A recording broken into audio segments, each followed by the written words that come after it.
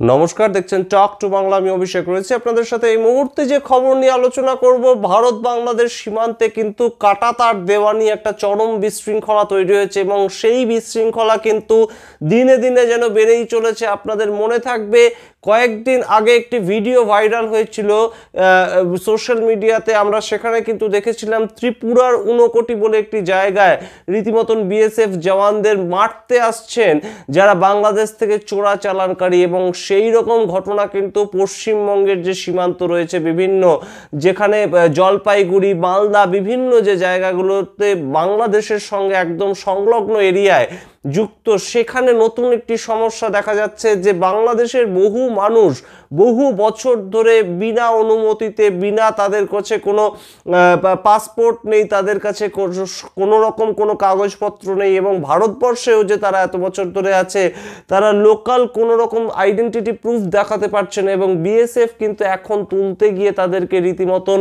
দেখতে পাচ্ছে যে সম্পূর্ণভাবে অবৈধ জায়গা তারা অধিগ্রহণ করে বাড়িঘর তৈরি করে কিন্তু রয়েছে, এবং তারা এখন উঠতে চাইছে না, এবং তারা তাদের নিজেদের জায়গা, নিজেদের জমি বলে অধিকার বোধ ফলাতে যাচ্ছে, এবং সেই জায়গাটা নিয়ে সমস্যা তৈরি হয়েছে।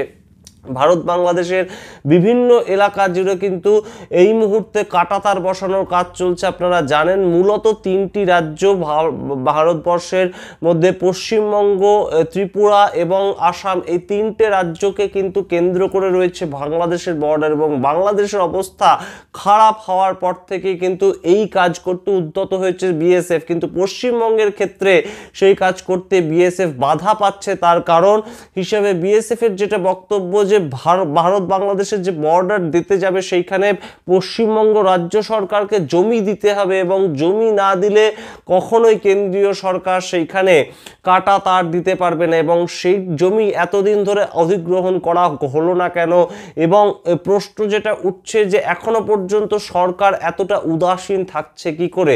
আমরা জানি যে বিভিন্ন সময় 2018 সালে একবার কথা হয়েছিল, 2024 সাল পেরিয়ে গেছে, কিন্তু এখনো পর্যন্ত রাজ্য সরকারের তরফ থেকে জমি দেওয়া, যেখানটা দিয়ে কাটা তারটা যাবে সেই জায়গাটাকে চিহ্নিত করা, কোনো ধরনের কোনো কাজ কেন্দ্রীয় সরকারও করেনি, রাজ্য সরকারও করেনি। কেন্দ্রীয় সরকার দোষ দেন রাজ্য সরকারকে, রাজ্য সরকার দোষ দেন কেন্দ্রীয় সরকারকে। এই যে একটা চলছে বাংলাদেশ বর্ডার ঘেরা নিয়ে, সেক্ষেত্রে কিন্তু দেশের সুরক্ষা কোথাও গিয়ে একটা ক্ষতিগ্রস্ত হচ্ছে।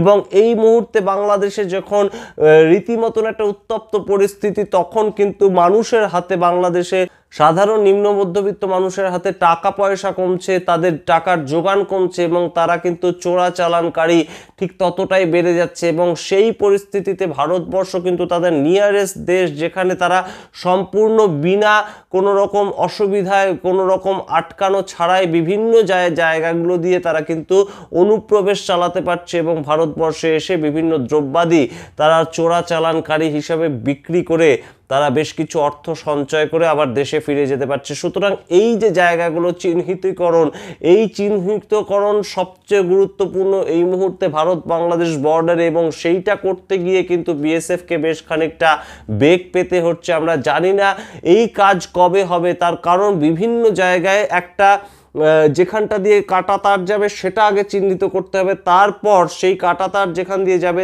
তার একদিকে 150 গজ, আরেকদিকে 150 গজ জায়গা ছেড়ে নোম্যান্স ল্যান্ড তৈরি করতে হবে, তারপর সেই নোম্যান্স ল্যান্ড বাদ রেখে এবং মাঝখানে বেশ কিছুটা জায়গা রেখে 300 গজ মতন জায়গা রেখে তারপর কিন্তু দুই দেশের কাটা তার বসবে। সুতরাং কাজটা কিন্তু অতটা সহজ নয়। এবং ভারতবর্ষে বিএসএফ এর তরফে আমরা যা খবর পাচ্ছি, স্মার্ট ফেন্সিং তার, অর্থাৎ ইলেকট্রিক প্রবাহিত তার কাটা বসানো হবে, এবং সেই কাটা তার বসানোর ক্ষেত্রে কিন্তু ইতিমধ্যে যে সবচেয়ে গুরুত্বপূর্ণ সমস্যার মুখোমুখি হতে হচ্ছে ভারতবর্ষের কেন্দ্রীয় সরকারের জওয়ানদের কিংবা বিএসএফ জওয়ানদের, সেটা কিন্তু অবশ্যই সাধারণ যারা গ্রামবাসী তারা কিন্তু বিপদে পড়ছেন, এবং যখন তাদেরকে উচ্ছেদ করার চেষ্টা চলছে তখন কিন্তু তারা রীতিমতন বিভিন্ন জায়গা থেকে খবর আসছে যে তারা রীতিমতন প্রতিরোধ করছেন যে তারা এত বছর ধরে সেখানে রয়েছেন, তারা কেন তাদের বাড়ি ছেড়ে চলে যাবেন। অর্থাৎ সীমান্ত, একদম সেই সীমান্তে যেখানে কাটা তার যাবে, সীমান্তের যেখানে কাটা তার যাওয়ার একটা রাস্তা, সেই রাস্তাগুলোকে তারা বন্ধ করে তারা এতদিন ধরে বসবাস করছে, করছেন সেগুলো কিন্তু এতদিন ধরে উদাসীন ছিল ভারত সরকার। তার কারণ শেখ হাসিনা ছিল বাংলাদেশের প্রধানমন্ত্রী এবং তারা প্রয়োজনই বোধ করেননি যে বিভিন্ন জায়গায় বিভিন্ন যে কাঁটাতার দেওয়া নেই, দুই দেশের মধ্যে একদম অবাধে যাতায়াত করা যায়। একই গ্রাম দুই দেশের মধ্যে তৈরি হয়েছে, একই গ্রামের যে জনবসতি দুই দেশেই রয়েছে, সেই রকম যে জায়গাগুলো সেগুলোকে মূলত চিহ্নিত করতে হবে। এবং এতদিন ধরে কিন্তু শেখ হাসিনা ভারত বন্ধু বাংলাদেশ এই যে শব্দবন্ধ বিভিন্ন সময় ব্যবহার করা হতো, নরেন্দ্র মোদী থেকে শুরু করে আগের ইউপিএ সরকার, প্রত্যেকটি সরকারের সঙ্গেই বাংলাদেশের সম্পর্ক কিন্তু ভালো ছিল। এবং সেই জায়গাটাকে কেন্দ্র করে কেন এই উদাসীনতা কেন্দ্রীয় সরকার দেখিয়েছে, সেই উদাসীনতার দায় কিন্তু আজ শুধু একা নরেন্দ্র মোদী সরকারের উপর ঠেলে দিলে হবে না, কংগ্রেস সরকারকেও সেই দায় নিতে হবে। তার কারণ 2014-র আগে কিন্তু এই কাজ করা যেত এবং একই সঙ্গে কিন্তু পশ্চিমবঙ্গের সরকারকেও এই দায় কিছুটা নিতেই হবে। তার কারণ রাজ্য জমি না দিলে কোনোভাবেই কিন্তু কেন্দ্রীয় সরকার জমি অধিগ্রহণ করে তার ওপর ভিত্তি করে কখনোই কাঁটাতার বসানোর কাজ করতে পারে না। সুতরাং কেন্দ্রীয় সরকারের দোষটা রাজ্য সরকারের দোষ, সেটা যেমন বড় একটা কথা, সেই নিয়ে যেমন আলোচনা হতে পারে, ঠিক তেমনভাবেই কিন্তু অন্যদিকে এই মুহূর্তে দেশের সুরক্ষাটা সবচেয়ে বড় কথা এবং দুই সরকারকে যৌথভাবে এই কাজটা সবার আগে করতে হবে, সেই দিকে নজর রাখতে হবে।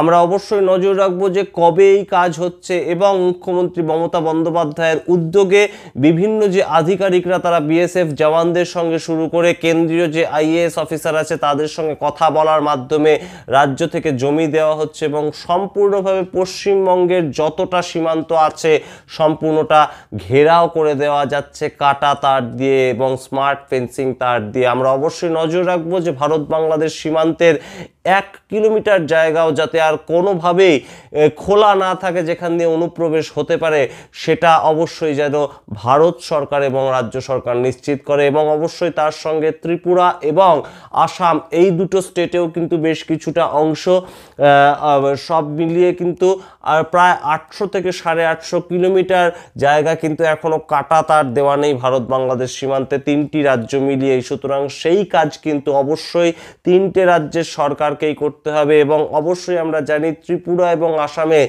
এই মুহূর্তে কিন্তু বিজেপি শাসিত সরকার চলছে, কেন্দ্রীয় বিজেপি সরকার, তারাও করতে পারছে না এই কাজ দ্রুততার সঙ্গে। এবং পশ্চিমবঙ্গের ক্ষেত্রে যদি কেন্দ্রীয় সরকার বলে যে রাজ্য সরকার করতে দিচ্ছে না, তাহলে ওই দুটো রাজ্যের কথা কিন্তু অবশ্যই একটা প্রশ্ন তুলে দেয়, তাহলে আসাম এবং ত্রিপুরায় সম্পূর্ণ জায়গাটা ঘেরা হচ্ছে না কেন?